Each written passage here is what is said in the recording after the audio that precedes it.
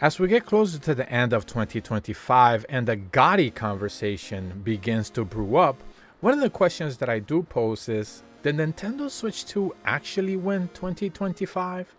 It's not often that a launch console has a robust enough lineup of games and enough third party support to be able to garner that kind of conversation, especially when you have other competing consoles, whether if you want to exclude the Xbox in this conversation, but definitely the PlayStation 5 having a lot of massive releases just in this 2025 fiscal year. So it's worth asking the question if the Switch 2 did win 2025, not just based off of their robust gaming lineup, but also what they might be promising heading into the future with enough console sales behind it to convince those who are still skeptical if they should dip in. And of course, I want to encourage you guys to do let me know in the comments what it is that you think regarding the first party lineup, especially in 2025. And this is where I want to begin the conversation, and I want to put it in comparison to what we saw back in 2017 with the games lineup that Nintendo made available. Remember, everything started with Legend Breath of the Wild on the Nintendo Switch and the Wii U. Then they had ARMS, then they had Splatoon 2. They followed that up, I believe, with Tekken, the DX one, Super Mario Kart 8 Deluxe or something along those lines. I believe what that was called. There was the Fire Emblem Warriors game and Super Mario Odyssey, Xenoblade Chronicles 2, and a couple of third-party games. So when it comes to first-party games, they had a pretty decent lineup. If anything, if we go back in 2017, a lot of people would say that they would have praised that launch lineup. Looking at 2025, the Nintendo Switch 2 has, I believe, a much different type and robust type of lineup. It starts out with Mario Kart World, Donkey Kong Bonanza, Pokemon Legends ZA, which is also available on the base Nintendo Switch, Hyrule Warriors Age of Imprisonment, which easily could have been a Switch 1 game, but basically on the performance alone, 60 frames, this is a Switch 2 game through and through. Kirby Air Riders, which I believe is coming out in a few more weeks, and they're going to close out the year with Metro Prime 4 Beyond. So when you compare first-party titles from 2017 on the Switch, and then the Switch 2 with World, Bonanza, Pokemon Legends, which a lot of people are complaining about the visuals and the quirkiness of it, but that game alone is getting a lot of people to just buy the system. Then we're not even up to Hyrule Warriors, Kirby Air Riders, and of course Prime 4, which for me personally, that is a game that I'm definitely looking forward to get. But this is something also that the Switch 1 did not have. They had a lot of Wii U to Switch ports, but they did not have a lot of, let's say, Switch versions of Wii U or maybe even 3DS games. There were a handful, but when it comes to the Nintendo Switch 2, we're getting a lot of Switch 2 versions of The Legend of Zelda Breath of the Wild. I believe Super Mario Party Jamboree received one, Kirby The Forgotten Lands had another one, and there was a couple other games as well. So even like the Mario Galaxy games got like a boost as well. So they're definitely going a little bit more on the remake, remaster type of touch, just so they can modernize their games a bit more, which is something that Nintendo wasn't a big fan of back on the original Switch. So what we're seeing here is first party support is robust, no different than back in 2017. Even if you don't think the 2017 games were better than the ones that we're seeing in 2025, you still cannot argue the point that Nintendo is only putting out a handful of games. In fact, they have more than enough games for just 2025. But it doesn't really end there, because when it comes to the actual Nintendo Switch system, moving units, you need third-party support. And just on the launch lineup alone, they had Cyberpunk, they had Madden 2026, FIFA 26, which remember, those might not be great games for you personally, but a lot of people still play sports games, so those are going to get a lot of love. There is the MLB The Show game. I believe that's also going to be coming out on Switch 2. It has been coming out yearly on the Switch 1. I bought the one from last year, so hopefully the Switch 2 version of the upgrade will be a little bit better visually. That would probably be the only real criticism, but again, it was a Switch game that was being ported over from like the PlayStation version, which they also couldn't even put on PC for whatever reason. There's a whole argument you can make for the whole MLB The Show situation not even being on PC. Very, very weird.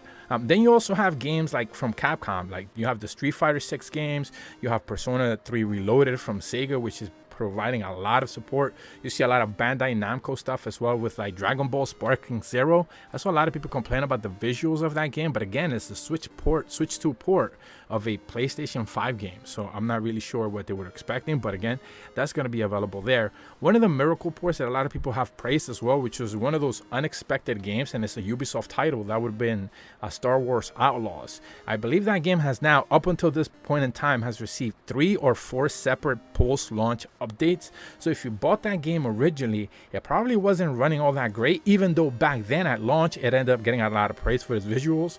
If you actually go back and play that game now, I'm going to try to get that image on the screen right now. There's some like Fidelity X ray tracing changes that they have been doing to that game where it actually looks way better than the base PS5 version, which is insane. So again, take that with a grain of salt. There's a lot of videos on YouTube for that, but again, they're just making miracle ports happen on year one, but only because it's a game that a lot of people didn't really have respect for. No one's really paying attention to it. Again, Star Wars Outlaws is not a game that I'm going to be gassing up like Assassin's Creed Shadows, which is another third-party game that's also making its way into the Switch next year. But based on what we're seeing, they're making games that are just PlayStation 5 games run naturally on the Switch 2, which is exactly what people have been hoping for. Another one of those games is Borderlands 4. They even delayed that game just so they could be able to make it available with pretty good framing and better pacing, which I believe was one of the biggest criticisms that we saw heading into the pre-beta video that we ended up seeing. So that's a lot of 2025 games that I've kind of talked about loosely a little bit here or there. They're not necessarily top of the line, but definitely when it comes to first party, they are the ones that are supposed to move the consoles. But if you're not necessarily convinced that 2025 was good and your concern was, well, maybe the games in 2025 were good, but maybe the ones in 2026 should be better, well, things are actually looking better when it comes to that. One of the original reveals was Dustbloods. I believe that is supposed to be the Elden Ring Bloodborne online game. That's kind of like Night Rain, but not really Night Rain. So, you know, that's supposed to be something you're supposed to be looking forward to. They also are fixing the Elden Ring Switch version that was supposed to be out by now, I believe. But they said just kind of like Borderlands, they just want to make sure that it runs right. So ultimately, that's a game that got delayed, but it will be available there. One of the first ones that we ended up seeing as well was the first 007 First Light game. That looked really interesting in the reveal of the Nintendo Switch 2, but again, it's going to be one of those games that's going to be multi-platform, available everywhere. Monster Hunter Stories 3 is also something that Capcom has been showcasing quite a lot recently, and it looks very, very good. Again, Switch 2 bound nonetheless. Dragon Quest VII Reimagined is another one of those remakes that Bandai Namco is pushing a lot of, and it's no different than that little bundle that Capcom is putting together with Resident Evil 9, Resident Evil 7, and Resident Evil 8 collection coming to the Nintendo Switch 2. There's actually like a physical release of these 3 games as well.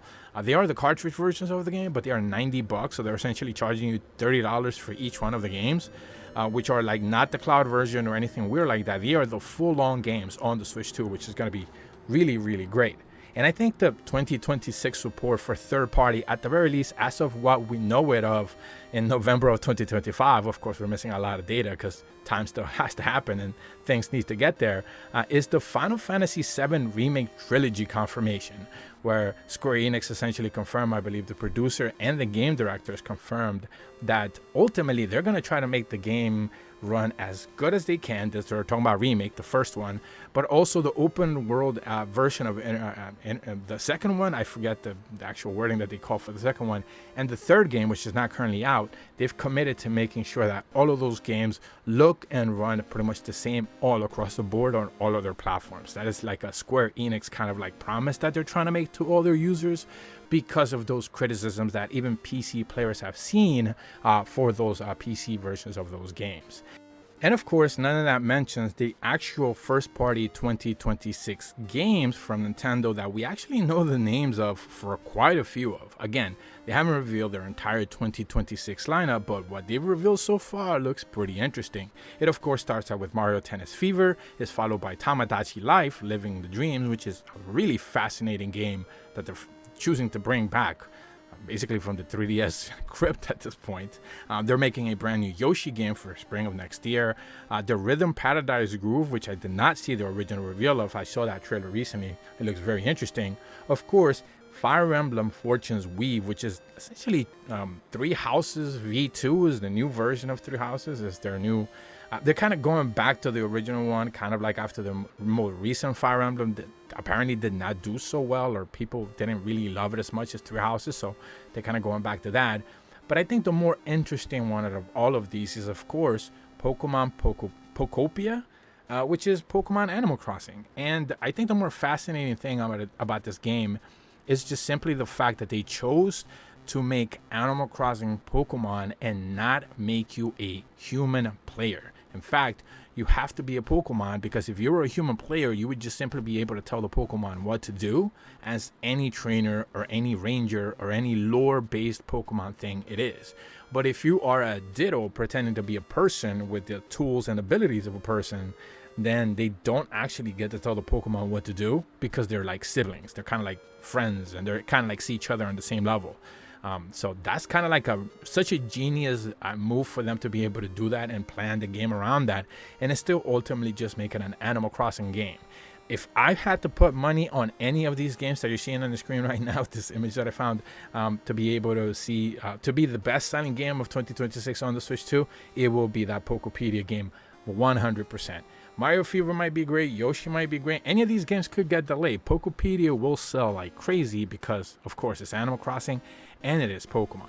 But ultimately, that is kind of like the video. Today, I kind of want to talk about what I really enjoyed and saw out of 2025 when it came to Nintendo Switch, and give a little bit of a peek as to what they've already said that we're going to be seeing heading into 2026. More importantly, though, I do want to hear your guys' comments. Do let me know which one of these games have actually caught your attention, which ones you're looking forward to, or anything along those lines. And as always, thank you so much for watching.